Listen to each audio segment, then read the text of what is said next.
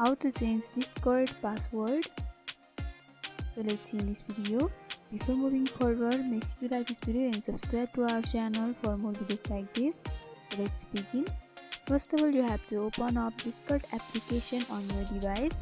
After that, you have to log into your account. After logging in, you'll be able to see the home page of Discord or this interface over here. So in order to change your Discord password, you need to first tap on your profile icon in the right bottom corner.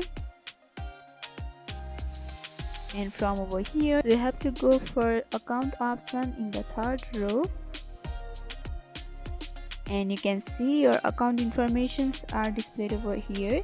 So in order to change your password, you have to go for password option in the last row. And before that, you need to know your current password.